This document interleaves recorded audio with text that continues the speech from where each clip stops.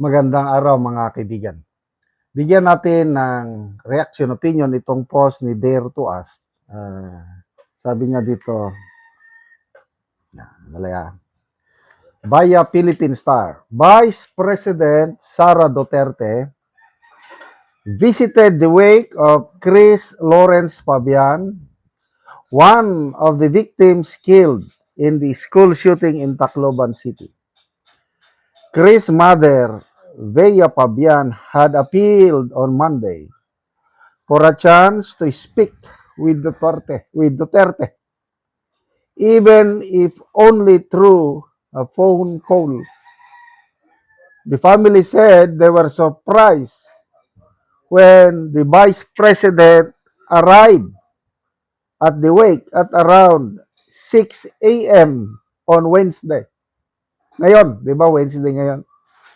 Duterte also visited the Sipara family earlier at around 5 a.m. Sabi dito, wow! 5 a.m. and 6 a.m. Phone call request lang. Pero binisita in person mismo. Grabe ka, BP Inday Sara. Buong pusong pagdamay at malasakit sa mga pamilya bilang isang ina, leader, ina ng bayan. Karamay sa panahon ng matinding pagsubok. God, please comfort these families. Okay, itong nangyari sa Tacloban, may tuturing ito na national disaster. Pinag-uusapan ng buong bansa. Napakasakit. First time na nangyari na sa ating mga eskwelahan, na supposed to be ang ating mga anak at apo, ligtas, nag-aaral para sa kanilang magandang kinabukasan, biglang nagresulta ng malagim, violent activity na ikinasawi ng 3 tao, kinasugat ng ilan pa, more than 20. It's a national disaster. So ang tanong, nasaan ang Pangulo bilang amahan ng ating bansa? Wala. As usual, ang Vice Pangulo, tingnan nyo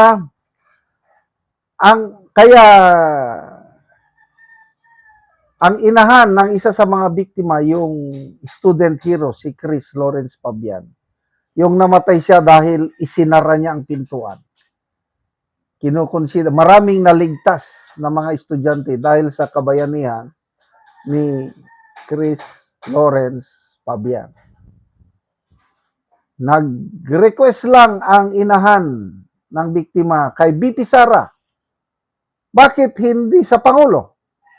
I don't know. Alam nila siguro na hindi sila pagbibigyan ng Pangulo. BP Sara ang gustong makausap. Humingi ng tulong para makakuha ng hustisya. Phone call lang ang nire-request. Personal na binisita. Wow. Alas 5 pa lang ng madaling araw.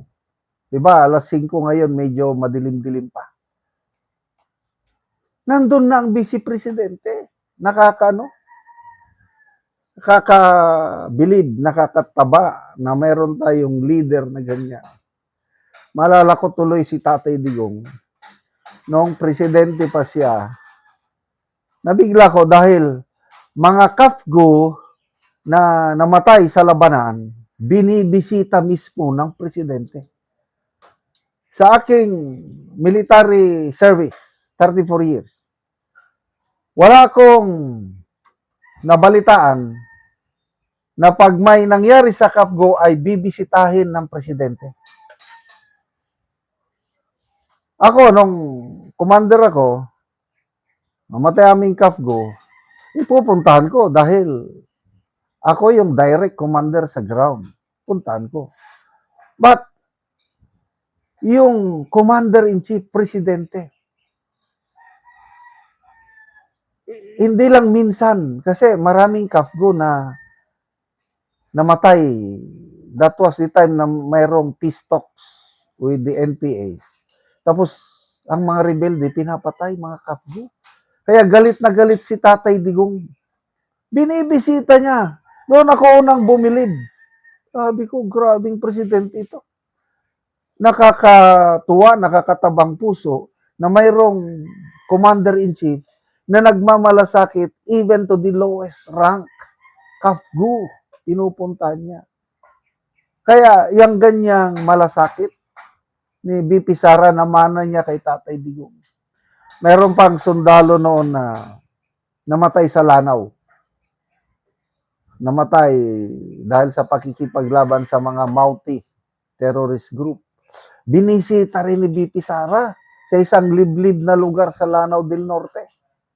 Nabiglang mga tao pagdating niya doon. Saan pa? I think sa Bohol, may namatay na pulis. Sa pakikipaglaban din sa mga rebelde, pinuntahan ni BP Sara. Excuse me. Kaya, again, no, hindi na nakakapagtaka si BP Sara na bibisitahin niya ang pamilya dahil dito natin makikita ang kanyang malasakit bilang ina ng bayan, bilang leader. Dahil alam niya kung gaano kasakit. So, sa gobyerno, Pangulo, huwag nyo nang asahan. As usual na yan. Yun nga nung Marawi bombing ba yun? December of 2023. Marami nang namatay sa Marawi. Nasaan ang Pangulo? Wala. Ang Vice Presidente, nauna nang nagbigay ng mensahe, nagbisita na. Ang Pangulo, wala lang. Dami na. Meron pang namatay na sundalo. 2 piloto. Air Force pilot. Nag-crash yung kanilang fighter jet na ano. Dumating sa Villamor Air Base yung bangkay ng 2 piloto, hindi man lang sinalubong ng Pangulo. Parang Pinoy style noon.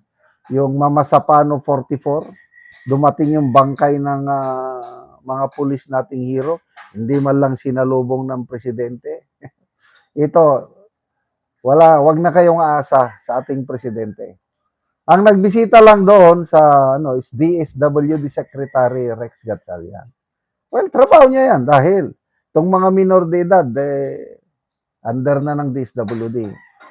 But dito sa ginawang ito ni BP Sara, dito mo makikita kaibahan ng leadership ni BP Sara at dito presidente natin.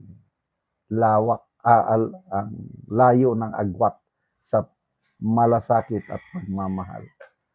Salamat mga kaibigan sa inyong pagsubaybay sa channel na ito. Nakakatulong kayo ng malaki sa tribong Talaandig ng Bukidnon dahil namimigay tayo ng libreng yero at pako para makapagpatayo naman sila ng mas maayos na tirahan. Panoorin niyo ang video na ito. Muna ni sila ang natagaan og yero. So muna ni ang gihatag sila nga yero. Salamat kayo sa Ginoo sa nahatagan nami og sen makaatop na gyud me. Muna ni sila. Salamat pud kayo sa naghatag. Muna ni ang nahatag sa ila nga yero. So mag-atop na ni sila karon. Yan ani pa video sa utapon sa ransang. Yan ni sila una pa.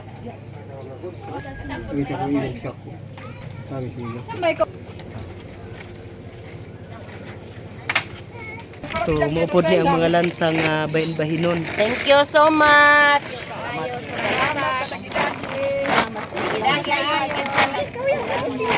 Salamat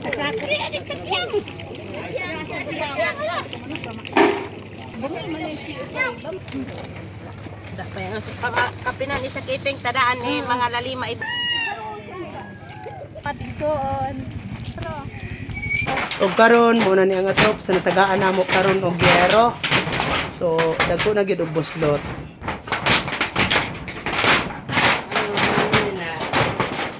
So muna ni ang yero nga gihatag.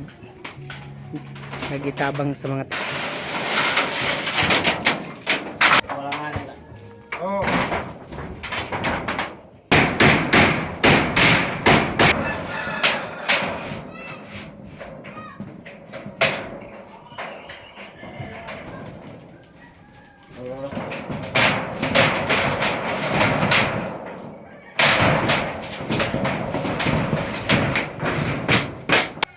karon humanagid sa pag-atop ang among ginatabang nga yero. So maayo na gid nga tan-aw. Salamat kaayo. Pasalamatan ako ang labaw ang Ginoo og samot na gyud ang naghatag ani. Salamat gyud kaayo. Thank you. Salamat.